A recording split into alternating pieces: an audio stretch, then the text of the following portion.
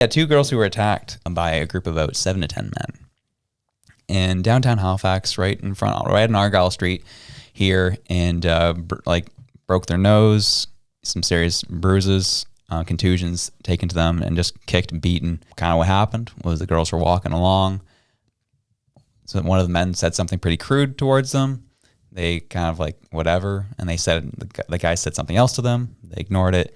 And one of the girls like, I'm not vibing with what the kind of the hatred that's coming out of their mouth. So one of them turned around, told them what's up.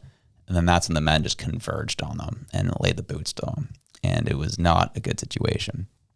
And a lot of what was said in the story and what was alleged was that a lot of homophobic slurs were thrown at these ladies.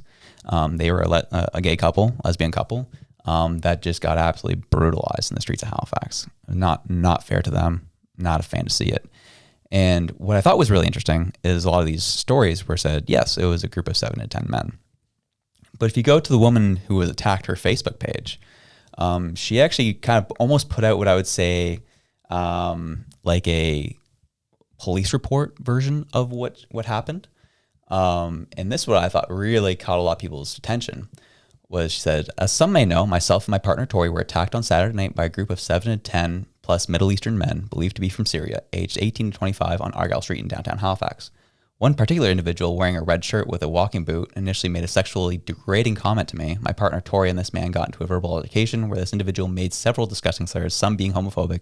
Following this, the 7 to 10 men attacked me and my partner, throwing several punches and kicks to our faces, ribs, etc. The outcome of this attack has resulted in a broken nose, chipped tooth, several bruises, and lumps on our head, faces, etc. We're extremely thankful that things were not worse. If anyone has any further information or had witnessed this event or has any personal video footage, I would be extremely grateful if you could share it. Stay safe and happy Pride Month. So this stinks, and we don't want to see it. And I do find it interesting, though, how all faces, and most of the videos that were shown on CTV and other news outlets, all the faces are blurred. Yeah. And I'm like, whose identity are you trying to find? You're literally trying to hide the identity of the attackers? Why? And we end up finding out the police couldn't even get the ID of the attackers. They refused to provide any identification and let them go. And yet you have video footage of what they're doing to them right here. Yeah. How does that happen? And why, like, what is going on here? And I think that question should be asked of like, why are the attackers being protected? B, why is the news protecting them? The news doesn't even go as far as to even describe them. They just said they're men. Like, what are we doing here? I'm very curious. So, yeah, I think we all know, like, we all know what it is. It's people, they don't want to, feed into the far right narrative about immigrants and all that stuff. So, and you know what I mean? Like, they say they think they're of Syrian descent. Like, all this again is just kind of like what they think is the case, and so we can't really definitively comment on it. But the problem is that the folks who are supposed to definitively comment on it, the police, the media, those folks are not doing that job. And they're doing it because I think that they're worried about social cohesion. But clearly social cohesion is not happening right now. And that needs to be the topic that's addressed here. If people can't walk safely down the streets because we have a pack, a gang of individuals, like that's gang violence is what that is, then what are we doing? Yeah, exactly. And we have to be able to be free to criticize what this is because the safety is of utmost importance. I'll be straight with you. People ain't going to like this. But if this is just a group of Nova Scotian men, their faces plastered everywhere. This was a hate crime on gay women. This, that, like, boom. Cancel them. Boom. They lose their jobs. It'll be over. Yeah. It'll be over. Why are they being protected? Why are they being protected? Well, we know why. So we hit on it right there. Social cohesion. And we don't want to feed into any harmful rhetoric is the issue. So that's where we're at. I do want to see these men arrested. And charged. They should be. We need to protect our people. We need to protect our society from stuff like this. I don't want to see any more of this. The fact that she said, I think it was the initial woman who talked about it, I didn't catch her name, but she was talking about in an interview with CTV where she's like, I'm not going downtown Halifax anymore. Like this, just can't do it no more. And I'm like, I don't blame you. That'd be terrifying. Yeah.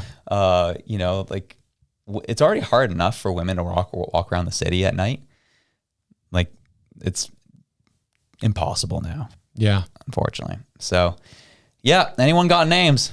Name them up. We want to see it. And what's crazy is that I actually saw a video the other day, and it was basically a quote unquote far right individual from, I think she was from the Netherlands, and she was talking to some folks in Hungary about immigration. And she was talking about like the challenges in social cohesion is what it was. She was like, there's folks that are being immigrated who are not sharing our cultural values, who do not share the same views like with women about them being equal to men. And she said, and what we're seeing is we're seeing massive amounts of violence against women, rapes and sexual abuse, slurs and like comments and things like that to make women feel unsafe. And they were like, where's the protection? And I think that like part of the immigration into another country should be, do your cultural values align? Yep.